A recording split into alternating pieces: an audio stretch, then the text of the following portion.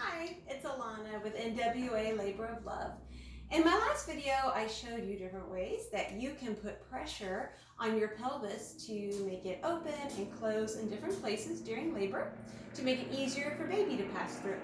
Today, I'm going to show you how you can do basically the same thing without having to put pressure on the pelvis, without even having to touch it, just by getting into different positions. This is a great thing for women who do not like to be touched during labor. You might be a woman who normally likes to be touched, but sometimes those women get into labor and they're like, don't touch me. So this could be really good if you're one of those women.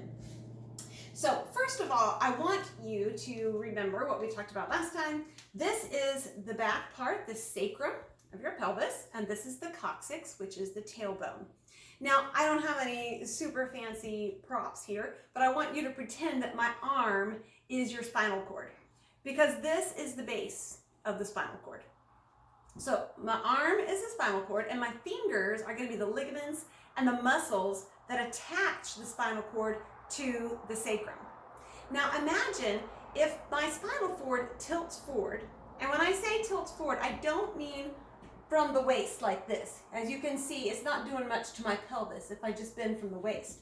But if I bend from the deep lower part of my spine, called the lumbar spine, it's going to do a lot to my pelvis. And you can feel this just by putting your hand on your sacrum and moving back and forth. You can feel the movement in your pelvis. So anytime the spine moves deeply forward, that's going to pull the muscles and the ligaments forward as well. Now watch what happens. If these are going to move forward, what happens to the sacrum? The sacrum is also moving forward. And when the sacrum moves forward, the coccyx is moving up. So the top of the sacrum is moving in, and the coccyx, the tailbone, is moving up and out. And that creates more space here at the outlet of the pelvis where the baby is going to come out. Okay, that's going to create more space for baby to come out. So let me show you some ways that you can actually do this in real life.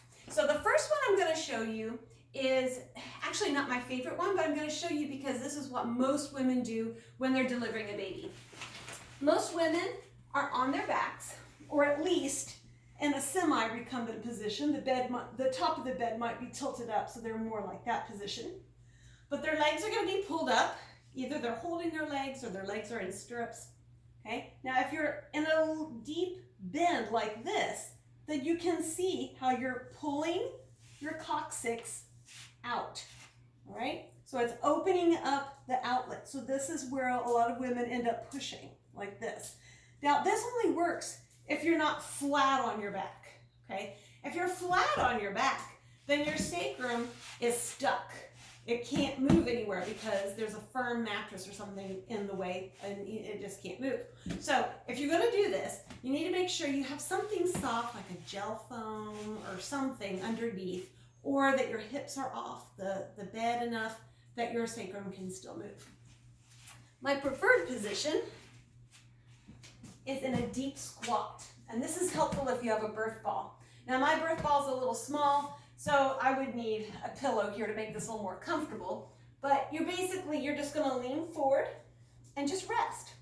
And this is great. It's a semi-restful position, and again, you're in that deep curve of the spine, so it's pulling your coccyx out, and so it's giving baby more room to navigate through the lower pelvis. The only problem with this position is that your legs get tired being in that squat all the time, and after a while they start to ache.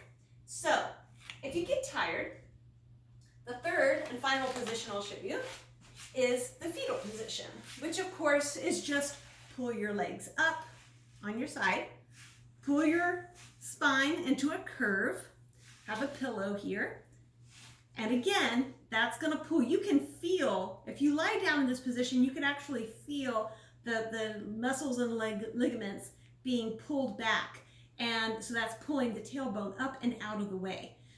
Some women even push in this position. You can do that, and it's great if you're tired. Sometimes you just don't want to walk around anymore. You don't want to stand up or sit up. You just need to lie down. So you can know that even lying down in this position, you're still helping labor to progress more quickly and smoothly. than if you were just lying on your back.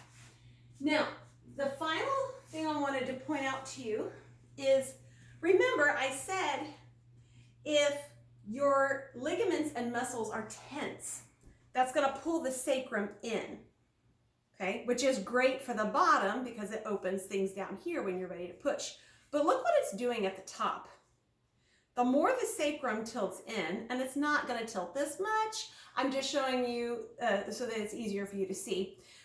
But what's it doing to this inlet? It's closing it up. So if the baby hasn't gotten there yet, if the baby's still in this position, and I'm in a deep squat, now my baby can't get into the pelvis well. So then you're actually making things harder for yourself. So you want to make sure and you ask your doctor, nurse, midwife, hey, what position do you think my baby's in? Do you think my baby is above the pelvic brim? Do you think my baby is down deeper? And they can give you an idea, okay? So if your baby is not into that top opening, we just need to remember that when our muscles are tight and pulling, it's pulling the sacrum in.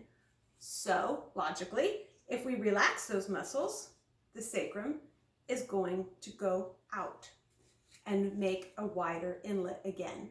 So if you want this opening wider, all you need to do is relax that lower back.